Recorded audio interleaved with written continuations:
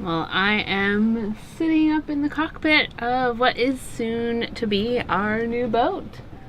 This is the 1986 Celestial 48. The current owner is just in the process of moving all of her stuff off. Once everything's cleared out, we'll give you guys a really good look around, tour of the boat, show you everything.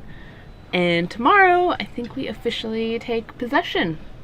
Just in time for Tropical Storm Olivia, which is on the way, due to hit here on Tuesday or Wednesday in about 2 days. A couple days ago, Ty flew back to Reno out of here once everything looked like it was a sure thing with the boat. He's going to pick up just the bare essentials of what we need on board here.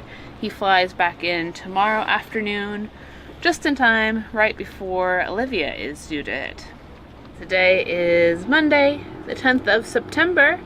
And I think today is the day that this boat, the Celestial 48, is going to officially be ours. Ty arrived just a couple hours ago. He should be here any minute with 3 bags worth of our stuff, just the essentials of what we're going to need. And he arrived just in time for hopefully only a tropical storm and not Hurricane Olivia. Not the best timing to take possession of a boat. But this morning I went ahead and took the mainsail down. That was a huge project on my own, but managed to get it down, folded up, stored below.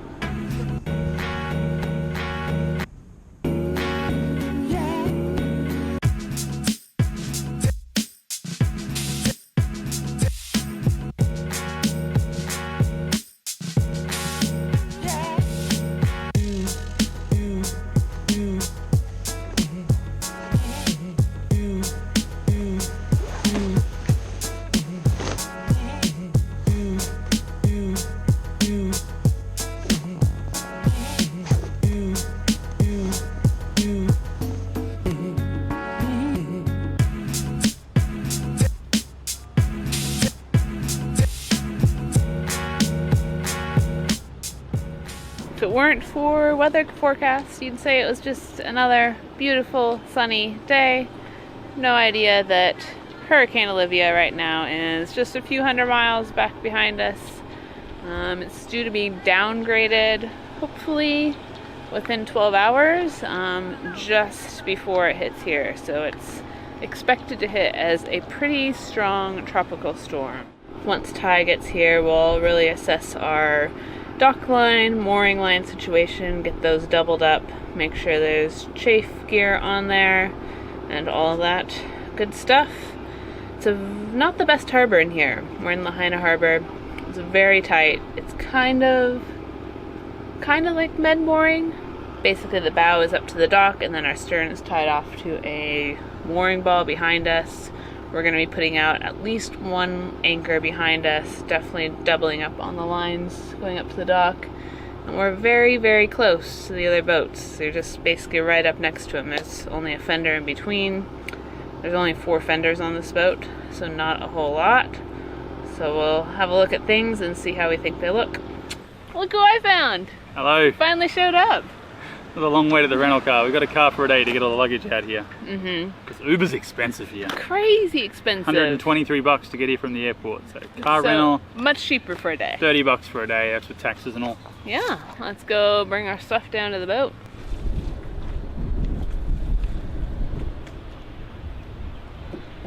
So we owned the boat, what, yesterday? Yeah. Today we're prepping for a hurricane. Woohoo. Olivia. Actually, it shouldn't be a hurricane by the time it gets here tonight. It should be just a tropical storm, but still, strong winds. As many lines as we can run, we have run. We've got kind of like a spring line on either side, but both those spring lines are coming forward to the dock. This is not a floating dock that we're attached to, so we've got a little bit of flex in that. We've also got chafe guards on it that we can slide around as we go, since we'll be on the boat during the storm. And I'm going to row that anchor out. We're going to row it across the way here. Hopefully that gives a little bit of stability as well. Stop that stern moving around as much. Hillary back there. It's a gorgeous morning in Maui, and obviously you guys saw the pretty sweet little rainbow back there, right? Storm is headed this way. dark clouds coming. Just checking all of our lines here, readjusting us, and try and hold us as still as possible, making sure we have chafe gear on all the lines.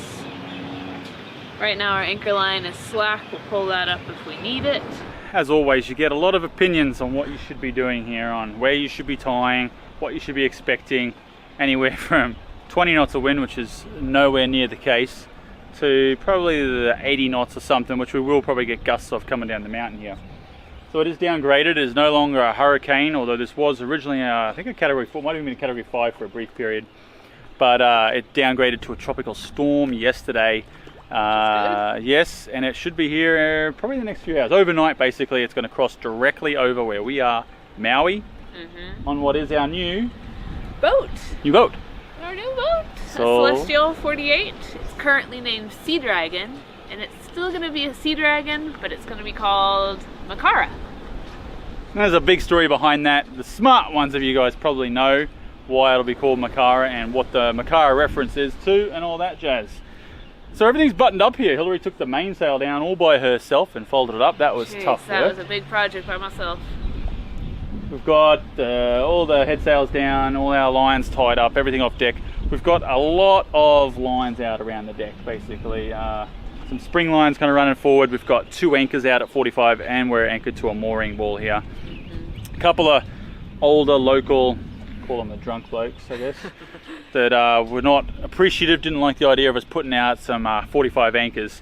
But that's what everyone else has done. It's like, it's alright if their friends do it. And they're not tensioned right now. Like, while there's traffic in here, which just the traffic's all done for the day, we put them out and let them slack so they're laying on the bottom, and then we'll pull them in later just to hold us a bit, because we're expecting the wind to come back here off our stern or starboard quarter, basically. Our stern the whole time, probably our starboard quarter here, yeah. What else we got going on though? But we feel pretty secure. We're going to be on the boat all night. So 8 days ago we had no idea we would be coming to Hawaii to look at a boat. Nope. Now we own a boat here. And we did not anticipate a hurricane, which they don't usually. There's never been a direct hit here. And wow, you can really see the rain up in the mountains. So it's just on and off rain today, but the wind has come to spurts. Yeah, it's not too much wind at the moment.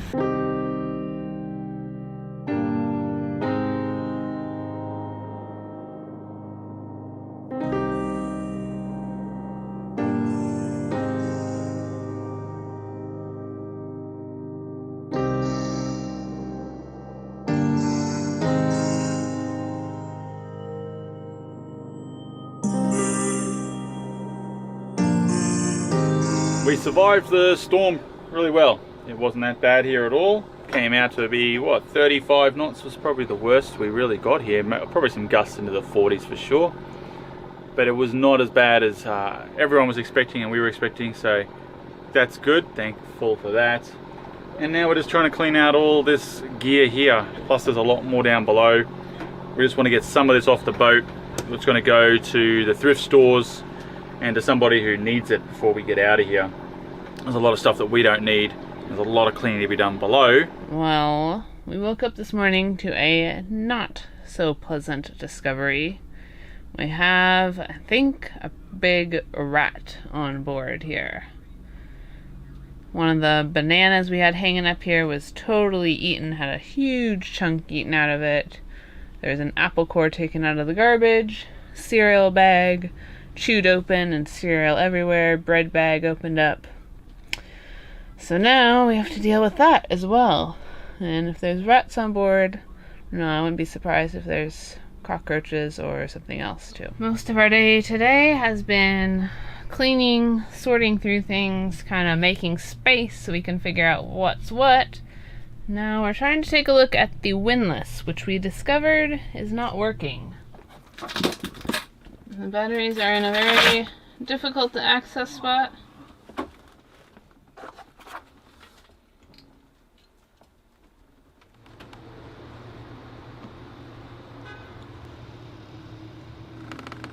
So in here you can see our little jury-rigged thing here, but there's a contact missing, which had this side here, I don't know, like a millimeter or so, millimeter and a half, kind of lower than the other side.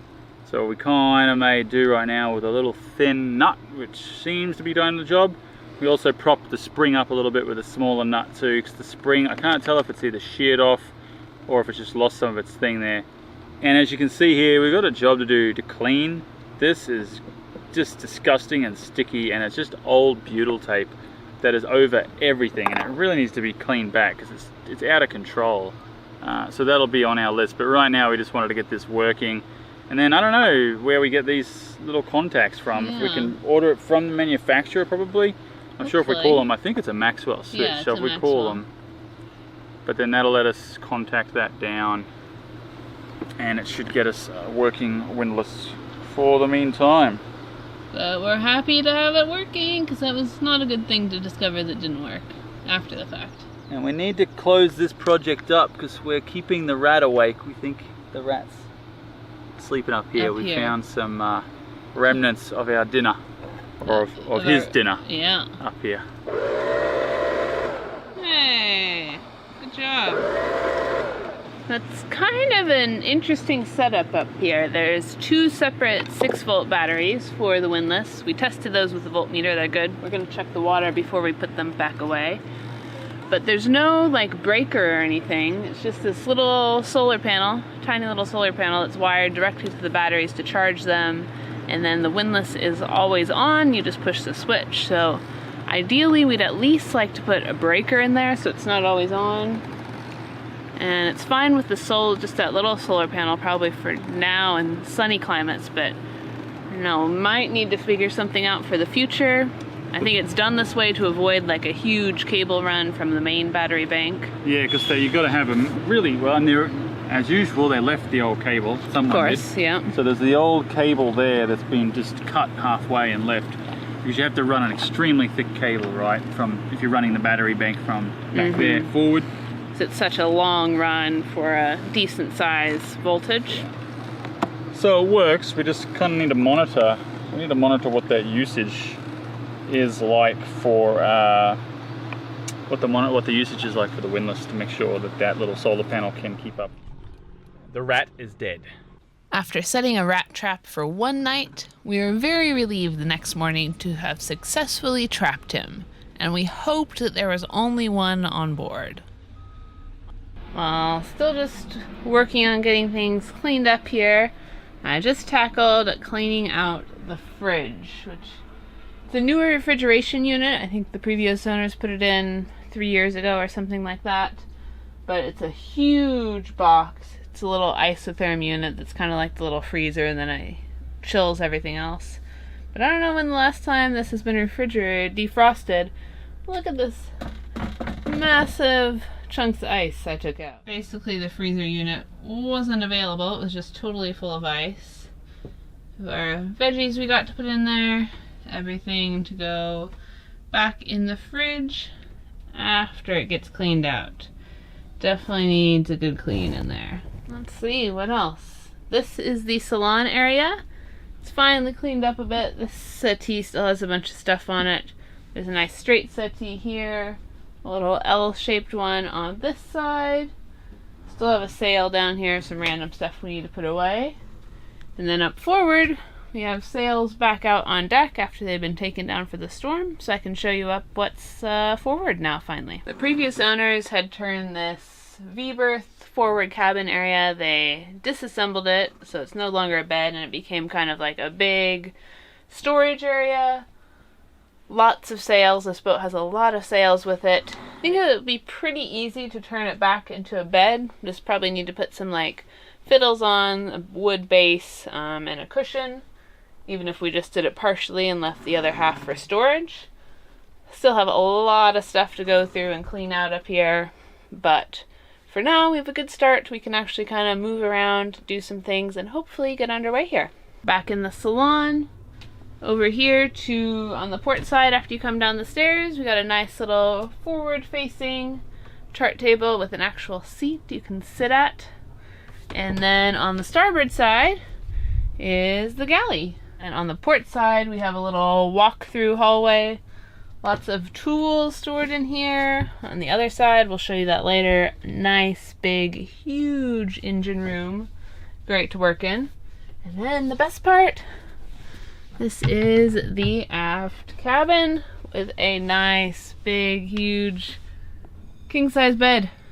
Awesome. Tons of storage as well, cabinets on either side. And then there's another head over here. Well, we're getting ready to head out, leave the harbor, go out to anchor. Before we do though, we are filling the water tanks. Kind of an interesting arrangement on this boat. The deck fills are actually disconnected.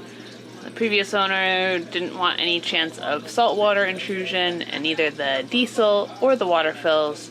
So they all fill from down here in the cabin sole. Kind of interesting, not bad. So we just have the hose run down all the way in. It's a huge tank. There's this water tank here. It's about 200 gallons.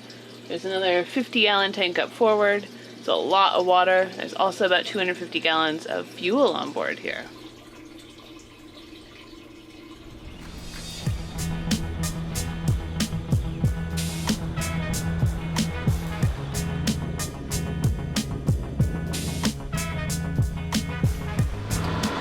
We left the harbor. We're gonna go around to the other side of the island, drop the anchor. Finally, we are back out to sea, partially, but we're away from the dock, and it's been a while since we have been away from a dock. Very long time. Thank you so much for joining us, and a huge thanks to our Adrift patron crew, who support the making of these videos. If you'd like to learn more, be sure to check out the links in the description. If you enjoyed the video, please share it with your friends and give us a thumbs up. Until next time, aloha!